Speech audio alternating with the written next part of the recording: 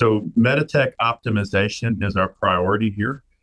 And we're introducing things like project management and governance. And these are just some basic things that are not within this organization. Mm-hmm. And so we are turning those on and teaching people and taking a lot of time to train and work with everybody to make how to do this smoothly and make the operation run cleanly.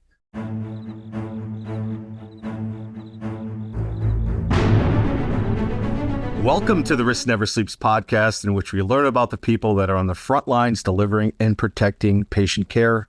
I'm Ed Gaudet, the host of our program, and today I am pleased to be joined by James Wellman, the Vice President and Chief Information Officer at Nathan Littauer Health System, and I believe it's also a long-term care, right? Nursing home as well? Yeah, that's correct. We have a SNF and a long-term care facility attached to our hospital. Awesome. And you're in Gloversville, New York. We are in Gloversville, New York, which is in the Adirondacks, and we're part of the Glove Cities, which is Johnstown, New York, and Nice. Gloversville, New York. Nice. And you're close to SPAC, so we're going to talk about music in a second, but let's start off with your current role in your organization. So tell our listeners what you're doing, what you're up to these days. Sure. So interestingly, I'm the Vice President and Chief Information Officer. Obviously, I have responsibility for IT. I also have responsibility here for our biomedical team and our health information management. So all of HIM medical records. And the interesting component here is with the CEO, that when he was hiring this team, he's been here 3 years and he's been restructuring this team as we're all coming in with a purpose. And part of my purpose is to not only do the roles that I'm assigned, but to help the organization as a whole, as we try to figure out how to make small healthcare work in these challenging times. Excellent. How big is the organization roughly? So it's licensed 74 beds, but we probably run a census of around 35 would be fair, 800 employees. Okay, great. How did you get into healthcare in particular? Well, accidentally. So I came out of the military. I was a military policeman. And I saw that. Thank you for your service. Well, thank you. And I thought I was going to be a police officer. So I was doing that and applying for different roles and decided that I wanted to work on a federal level and went back to school and took a part-time job in the IT department at the University of Kentucky in the medical center. Awesome. With no intention of this. And my part-time job is now my career 36 years plus later. So born and raised in Kentucky? Yes, I was born in Eastern Kentucky, grew up in Lexington, Kentucky. Central Kentucky is where we call home, but we haven't been there in a while. We've moved around the country a few times. Okay. I did basic training at Fort Knox, Kentucky. So. Oh, well, thank you for your service. Oh, thank you. So Yeah, I know Fort Knox well. Yeah, I remember the majestic electrical storms. Wonderful. I'd never seen anything like it. Thunder and lightning storms that would be out there. Did you get close to the gold? No, I did not. It's an interesting tour if you ever have the time to go up there and see it. No, I hear that. Yeah, no. My time was brief, basic training, and then I applied for a ROTC scholarship and was awarded that, and then I went in through field artillery. So I was a field artillery officer. I went to Fort Sill, did some time. So you lived at the place where I worked previously at Lawton, Fort Sill. Lawton, yeah. Oh, you worked at Lawton. Okay, yeah. That's a wonderful place. Yeah, my youngest daughter is still living there. So we worked there for almost 9 years. It's God's country. I remember they had a Red Lobster there that I used to frequent. All right, so let's talk about your priorities over the next couple of years. What are your top 3 priorities? So interesting, we're returning back to the basics here. Mm-hmm. One of the things that came in, what I really liked was the opportunity to do a full assessment of the organization, and that's what we've been doing. We have a Meditech Expanse implementation that we really need to kind of go back and optimize and refine. So we are focusing on basic operations, and I take a tact of operations first, tech last. I always kind of joke that if you don't have solid operations and a firm understanding of them, and you keep trying to apply technology to fix everything, you have a tendency to just mess up faster. Yeah. And we introduce weak links. And in today's cybersecurity world, that's the last thing we want to do. So we want to fully understand that. So Meditech optimization is our priority here. And we're introducing things like project management and governance. And these are just some basic things that are not within this organization. Mm-hmm. And so we are turning those on and teaching people and taking a lot of time to train and work with everybody to make how to do this smoothly and make the operation run cleanly. So it's not super techie exciting, but it is exciting in that what we do is we're also planning 5 years out, and we are working with some interesting opportunities. We do have a couple of not quite ready for public conversation, but we are very early in some discussions with a couple developers and some large national groups. Mm-hmm. We work on some prior authorization AI technologies. We have a very good local company who works on a national basis, but has a vested interest in healthcare in upstate New York. So nice. We jumped on that opportunity right away. And so I'm really excited about that. I think that's something we'll be able to talk about probably in about 6 or 9 months of what we do. So that's going to be a pretty interesting if we can make this go the way we think. Love to have you back on to talk about it. Absolutely. All right. Awesome. And so the governance work you talked about, are you including AI as part of that work stream? So it's interesting. When I joined, and I've only been in the organization since August of 23, so I haven't even been here a full year. And our chief medical officer, who's also our chief medical information officer, joined about a week before me. And he has really embraced AI. And nice. We have a great relationship. It's exciting that we're working with this. But we're also, again, founded back in reality. I just left HIMSS, and I think every other word out of every speaker's mouth was AI. Right. And, so you always look at that, and it's like everything else. We've been at this a long time. There's never a magic button. We all look for the easy button, but we can absolutely use it, but we need to control it and how this can help us. But there's some very, very interesting technologies around virtual nursing, augmentation, just to improve our outcomes for our patients. That's an exciting component. It's also difficult when you're at a smaller organization because we have to get it right the first time. You're challenged. I don't have much flexibility to start down that road with a partner that's not going to succeed. So we're not going to be on the bleeding edge of anything. We're a little bit behind the leading edge, as a matter of fact, with that. That's good. And part of that is, like I said, we need to fix those operations first, but we absolutely have it in mind, and we're building around that as well. Well, in the same way the internet impacted our world, AI has this unique ability to democratize technology and really give the smaller organizations the same power and the same capability of the larger organizations now. And that's the exciting part. I think we look at these things and, it's a challenge. I do not have the breadth of people knocking down at my door saying, hey, let me work there at your hospital. It's a small area, it's rural, and I'm here by choice. And I like that. That's a challenge I've been working with for several years. So it's exciting, but now this can level the playing field of some things. We always say there's absolutely, we can get big results here. We can do the things that they can do at larger hospitals, and this brings that ability for us to do that. In fact, we're working with some of these larger organizations in partnerships to improve the higher acuity, and doing that, those technologies, that's a way we can provide more for our families. And I think that's really important. When you're healing and you're in need, I think the family is a huge component of that. One of the reasons why I've stayed in the community health and rural health arena, it speaks to me. So if we can bring the technology to bear to allow a sicker patient to stay closer to family, I think that's a huge improvement in their ability to recover and have a better quality of life. Yeah, no. And I think you have this unique position to maybe lead that effort across the industry and provide that blueprint for small organizations to really embrace the technology and start to apply it to their smaller organizations. So that's pretty exciting. Yes. I mean, and sometimes we have to go out there and kind of bring them to us. It's easier. I've worked at an extremely large healthcare, like the University of Kentucky, which is much, much larger. And So it's easy to bring things on and people are showing up at your door.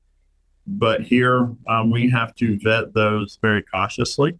So it's been relationships that I've been building over the years in my position, and that makes it a little easier for me to go and talk to people. In fact, the one event or the one project that I was mentioning earlier does involve a pretty large, national company or international company for that matter, who I have worked in those relationships really hard for the last 8 or 9 years. So we hope for that'll pay off. Awesome. Well, we'll check back in and we'll get an update in a couple, 6 to 9 months. So, you've been there a short period of time, but are there things already that keep you up at night? Well, obviously cybersecurity, we were impacted by change, thankfully not as bad as others. Yeah. That's a big lift. The state of New York is moving forward with what is probably going to be the most stringent cybersecurity healthcare laws in the country. Yeah. I haven't 100% vetted that, but it's pretty challenging to find anybody else that's going to have to be doing the things that they do. Yeah. At least it's not a completely unfunded mandate in this regard. Yeah. And so they put some money out there for grants, and we've been really actively working on this. Fortunately, that was one of the first things that I did when I came in was, what's our cybersecurity look like? That was pretty much a day one thing. And we started down the pathway of talking to multiple vendors. So when this came about, we were already in conversation, and it wasn't a knee-jerk reaction for us. So we've selected a vendor that we're working with and planning it. And if everything goes according to what we're being told, we'll have 1 year from the date that the law is signed sometime in the next few months to get that implemented. So that becomes a huge lift and a priority for an organization like ours. I don't have CISOs sitting around here.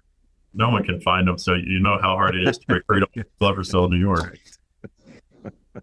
What, as you look out, it's been a rough couple of years for folks in healthcare with the pandemic and then dealing with the after effects of that. What are you most personally or professionally proud of? I think, obviously our ability to be flexible. Everybody's beat it to death. Telemedicine became something we want to do to something that's accepted, and it's every single day. But for me, it was the ability to grow the organizations where I've worked and meet the need for the people that we had. At the same time, finding a balancing act between working people from home, working people locally. I discovered that I'm very big on allowing people to remote work, and I don't want to babysit them every day, and I don't want to put monitoring tools on there. And the teams responded to that. We gauge people who work remote the same way we gauge them that work in the office next door. Look at your productivity. Are you meeting your timelines? Are you meeting your obligations? That's what we do. I don't care where you sit. I just want to get the work done. And so I'm actually proud of that. We maintained a lot of our teams and did not have the turnover like at my previous location that we were seeing. We didn't see that churn because we adapted quickly. I think the leadership and the relationships are critically important in that. And in our role, that's so important for what I do. My technology skills and things might have atrophied a bit from what they were back in the day. Yeah. When some of the things I were doing, you don't want to cut me loose on a switch or anymore on the network. But I understand the concepts. But I'm proud of the leadership that we've shown during this time. And I've seen some places that struggled with that. Mm. And so that has long-lasting impacts on the organization as a whole. All right, let's get to some questions now about you. Outside of healthcare IT, what would you be doing? What are you most passionate about? I think one of the things that's most exciting for me, outside of the healthcare component, but within my role, I like working with people in the mentoring phase, working on their education, having people that go back to school. I've kept track of it, have over 18 people and teams that I've worked with over the years that have returned to school, have completed their degrees, completed their master's degrees in all ages, in their 20s, in their 60s. And I just think that's an exciting component to keep learning. That. Yeah. And it just really spoke to me. And I'm also the same person that did it. I arrived in the technology space in the late 80s with a knack to work on equipment and it took off, and I found I had a knack to do this. So suddenly I was really, really busy, and school was not something I completed. So it took a long time. So when I got selected for a leadership program, and the person with 2 PhDs was asking me which PhD I was working on. I had to tell him I didn't even have an associate's degree. I had over 100 credit hours, no degree. Wow. And so she was a wonderful mentor. I went back to school and then hard charged through all the way through a master's in healthcare administration. But again, I had quality mentors in my life. So that's really important to me to try to pay back and do the same thing and teach some of those leadership lessons that I learned the hard way. Yeah. No, that's awesome. I do the same thing, and I always love I don't track it. Maybe I should have. That's a great idea. Like, I love the random call I get. Remember that thing you told me to do? Like, I did it, and it actually made the difference. Like, oh no, you listened to me.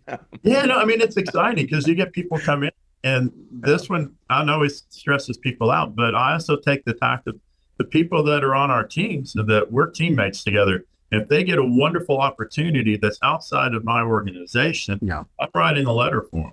Yes. Because they said, well, I got the degree, I've got the credentials, I can do this, you've helped me with the other stuff. And that's wonderful. I don't see that as a bad thing that I'm losing people in that way. I don't look at it as I'm losing them. We're just feeding them into the system, and we're creating strong leaders and strong team members that go out there.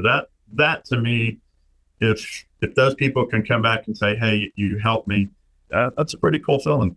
Amen. I have 2 people that are leaving me, and they've got references for life. Like, it doesn't, it's a good thing to go and look at other opportunities and learn from other people. And I think it's wonderful. I love that. And I've hired some of those people back. Yeah. Well, that's sometimes I love that when they come back. That grass was, I was making more money, but the environment was not the same. And I've hired them back a few times, or I've hired them back for a really wonderful promotion within our organization as well. Isn't that wonderful? Like, I try to explain to folks that, like, money's important. Obviously, people want to be paid a fair rate and wage. And I mean, and you got to do the right thing. But ultimately, most people don't leave because of that. And they leave because their boss is a tyrant, or they're not getting challenged enough, or they're not having the experience that they thought they were going to have when they went in. So it tends to be a gap between expectations. And well, it's absolutely. I mean, and we've been at this a while. I've done that. I've moved on because I'm like, I want something different. And I also looked at myself at one point, in a pivotal part of my career was having to come up with the professional epiphany and the personal epiphany that I was a terrible manager. I mean, I was awful. You would not have wanted to work. At the time, I would say you wouldn't want to work for me. And I removed that kind of conversation, or those language, from my conversations. We worked with me. We worked there, we're as teammates. But once I figured out that I wasn't very good, and again, with a strong mentor, a CIO who really fortunately saw something and helped me and guided me, and I made those changes, and my career took off because of that. So, I didn't get stuck in the Peter principle where I got promoted to a point and then that was it. So I love that. Yeah. Someone told me a long time ago, you manage inventories, you lead people. You never manage people, you have to lead them. And, yeah, everything we do is relationships, especially, at this level. That's right. All right. So you go back in time, sir. Your 20 or 25-year-old self is standing in front of you. What would you tell him? Part of it was be patient. I think one of the things that gets in here, sometimes everybody feels like they have to have it all figured out. And I came back, and about that time, I didn't understand the concept of a job and a career truly. I mean, on paper and by definition, yes. But finding that passion, I always thought it was the hokey kind of thing, find something you love and go work doing it. And I found out that I can help people, through IT. But at 25, I was just hammering as hard as I could and trying to go at it, and maybe got a little bit ahead of myself. And so be patient, be thoughtful about what you want to do, and make clear decisions and not knee-jerk reactions. And so that's something that, as I matured, I changed that a little bit and listen to hear people and what they have to say. Mm-hmm. That's one of the biggest challenges, and quit. Again, they're all cliches, but they're cliches, I think, sometimes for a reason, because they're so true. We deal with it every day, and I know I deal with it every day, and, not listening to respond and understanding the problems. And we see this in basic things around like cybersecurity. It's like, oh yeah, I know what this is. And they don't understand the concepts. Those kind of little basic things have huge impacts later on. So, be patient, be thoughtful, and you make good decisions. We have 2 ears and 1 mouth for a reason. Yep. All right. I have to ask you this question. This is the Risk Never Sleeps podcast. What's the riskiest thing you've ever done? Probably rappelling off the side of a 50-story building. Yeah. I did it out of an airplane or out of a helicopter. Well, in the Army, I jumped out of a few on the helicopters as well, but I was on an Army SRT, which is like a SWAT team. Yeah. We were doing a demo and working with it. It was really interesting. So you would essentially spider crawl upside down off the side of a building and peer into a window and do different things. So it was fun. Fortunately, I never had to do that in a real life situation. So it was just a demo, but it will get your attention when you look down and go, that's a long way down and I'm on a rope. So I know. You guys do a really good job. No one's on belay below, right? Yeah, no, not in that situation. But not that situation, right? At first, it was jumping out of helicopters, but then that became a little more like, okay, this isn't as bad. You still were careful, but they took care of the risk for you. And we were young and then bulletproof, we thought. That's right. All right. So we talked about music earlier. You said you're a member of the Saratoga Springs Arts Center, SPAC, formerly known as SPAC, and I attended a couple of shows there last year. What shows are you going to this year? So kind of exciting. We are headed to James Taylor. Nice. We got some early ones for that. Justin Childers. Nice. I'm trying to think part of this is they have a lawn pass. Yeah.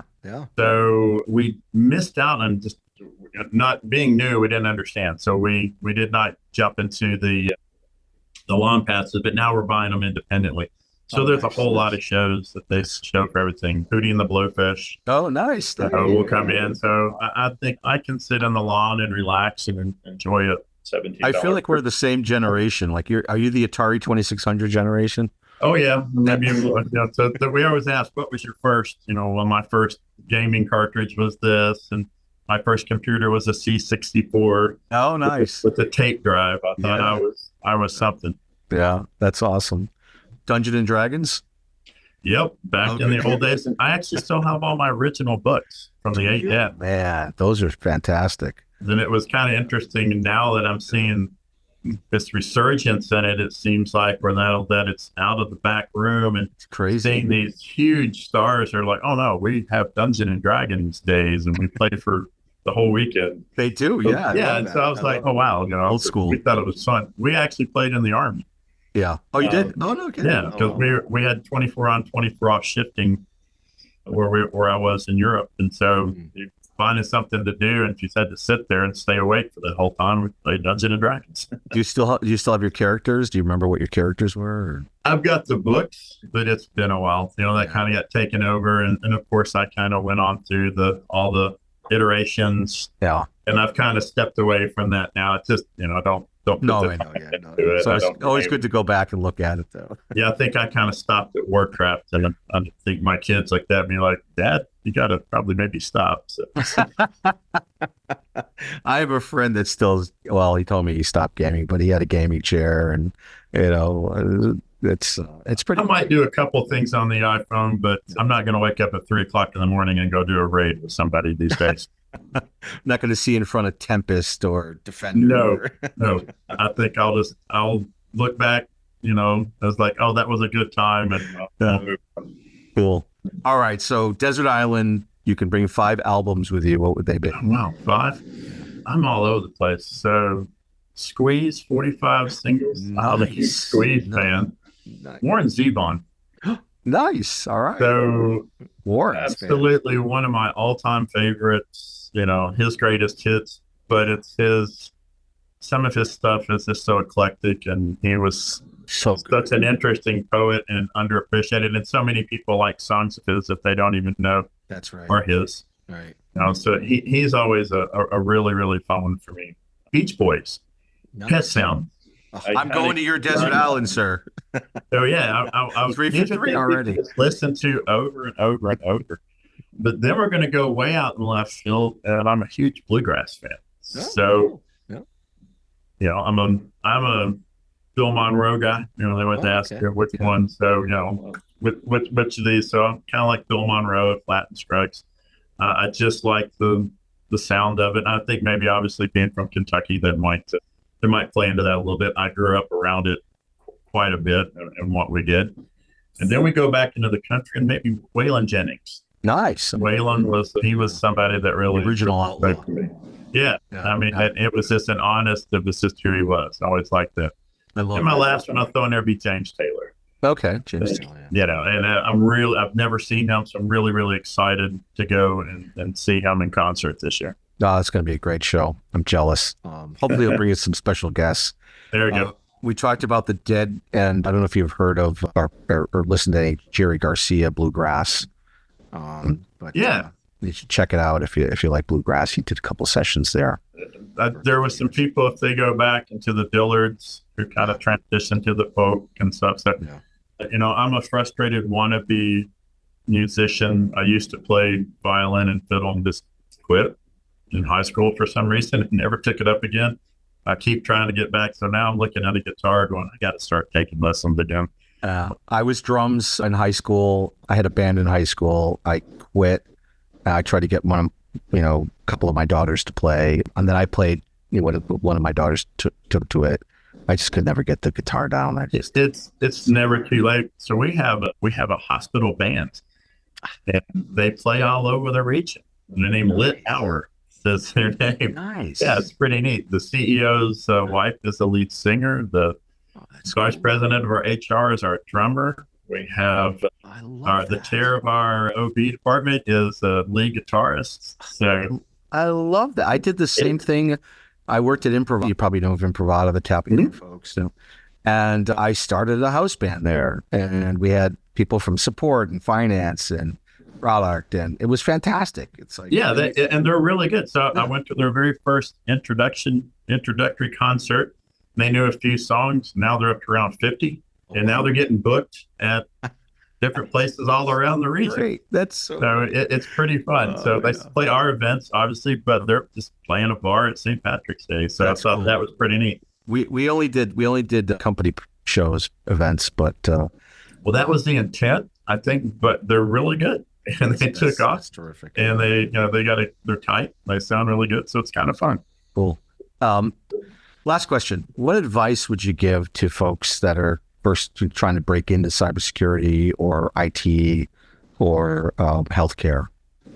So one of the things I think is really important when we talk about actually any of it, cybersecurity or IT, when we're specific to the healthcare space, is understand your mission. I had it slammed into my face when a good friend of mine, when I was there, we had just put some new technology into our trauma center at the University of Kentucky. And he was the first person that went through that process. And it was a bit gut-wrenching, but it really drove home why we're here. So, you can do network support in any industry, but understand the mission of healthcare. Yeah. And I think that's really critical. It's really important. We're here 24/7, 365, and understand why you're here and find that passion. I tell everybody that comes in, that's a really important component. It could be you, your family, somebody you love, somebody you care about that's seeking the service at that organization, and you want it to be the best. And I think when you approach it that way, it changes the way you approach your job. So if you just want to fix PCs and do whatever or work on a network and that's your passion, that's great. But if you're going to do it in healthcare, understand truly why we're here and how we impact people in all some of their most vulnerable states in life, some of their happiest states in life. But that's a really important component. So take the time to understand your industry. And I think that's important regardless of your industry. But in healthcare, I'm passionate about the fact of what we do. And I heard it years ago at boot camp, and I said it and I was like, oh, wow, say that. I said that we save lives in IT. And I don't touch the patient, but everything we do has a direct impact on our clinical providers. And I want to give them the best absolute system that they can use to do the best job possible. Yeah. Amen. Well said. Great advice. Yeah. It's never been truer, right? IT and technology is, part and parcel with care delivery. Well, we've lived through it where it went from, we can't wait to go back to paper to now the system goes down. Right. The world is ending. There's no way we can use paper. That's right. No paper, please. Not that. Yeah. So we've come full circle, but they depend on us. And so that's part of it. They depend on us. So be there for them. Yeah. Right. That's right. All right. Well, I appreciate your time, James. Thanks for joining the podcast. This is Ed Gaudet from the Risk Never Sleeps podcast. And if you're on the front lines, protecting patient safety and delivering patient care, to stay vigilant because risk never sleeps.